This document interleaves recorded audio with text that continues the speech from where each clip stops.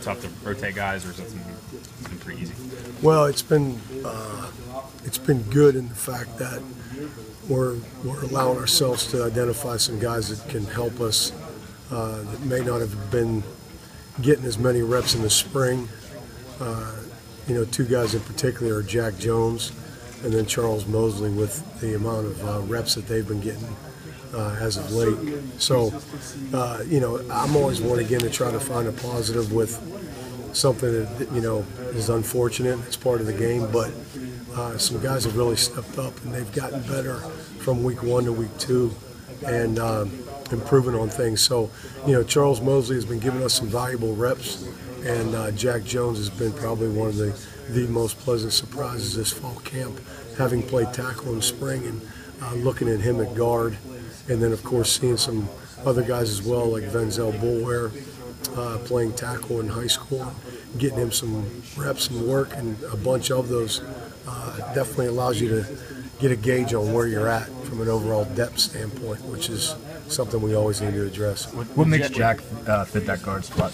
What makes him good over there? Again, we always were impressed with his athleticism overall, his ability to bend.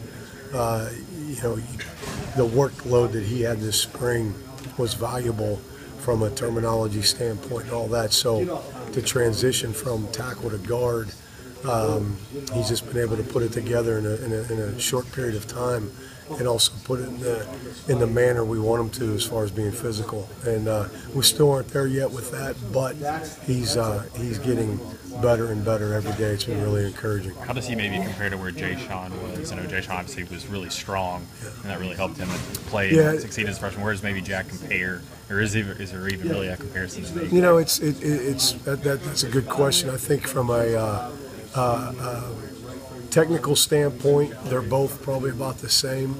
From an overall strength standpoint, Jack has done a really good job as far as making gains from January to now. Jay Sean structurally built differently at his age, coming in early is a little bit ahead of Jack in that regards, and that's it. But Jack's worked his tail off to get to a weight where he's able to hold up inside, and again, his bend, his flexibility and leverage allows him to overcompensate for some things that he might be lacking a little bit just because of the age that he's at, where his strength gains will continue. With Coleman, he was, some talk of giving him really looks at center. Looks like he's back at right tackle. It seems like you guys like him there. I guess, how is he different maybe now than where he was last year? Obviously, there were some tough times for him last year. Do you feel like there's kind of maybe a reclamation project for him? You feel like he's much more comfortable out there on the end now? It's still an ongoing process between. You can never have enough centers, just in the event of what's occurred over the period of time and just this short period of training camp. We wanted him to get the reps in at center just so he can get those reps from a timing standpoint, communication, all those things. Now getting this week back out at tackle just to allow him to gain, the consistency with the pass set and so forth. But yeah, he obviously went through some growing pains last year and has learned from those, and working to clean up the technical things with pass sets, with the run game and all those. But he's playing a lot faster, knowing the speed of the game and the mental part of the game. So there's been progress made from him this week playing out at that position, but he could be a definite impact player inside as well. So we still have some work to do leading up to our first ball game on where some guys could actually be settled in at. And there's been some adjustment for Kendrick as well. How has he looked? And he's a guy as well. Flexibility being extremely important across the board for guys to play a number of positions. He focused completely in on a tackle in the spring.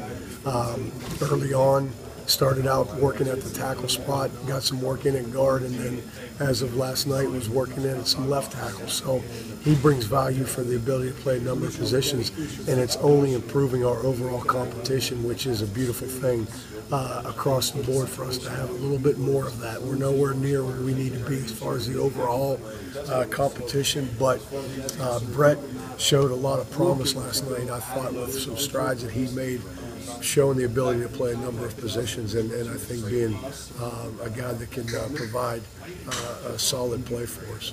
What do you think of Drew Richmond so far? What have you seen from him? He's grown up a lot. It's one in which, freshmen come in, the speed of the game is a lot different than what they're used to. And I say that from a standpoint of the volume of offense, the multiple fronts that defenses will play in college, the obvious talent that we're seeing now, especially on our defensive side of the ball. Regardless if it's Drew Richmond or whomever, it's a humbling experience right from the start. But I've been excited and encouraged with the way that he's fighting a mentally,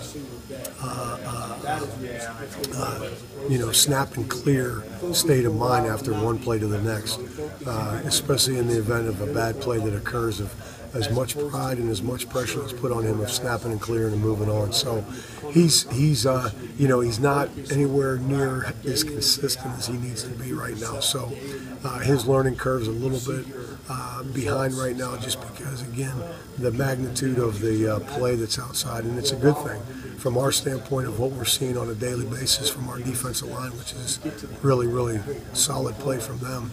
It's making us that much better. So I've been encouraged with his overall approach, that he's maturing more every day, and his play will improve with that coming. But being able to go ahead and, like I said, just being able to snap and clear mentality.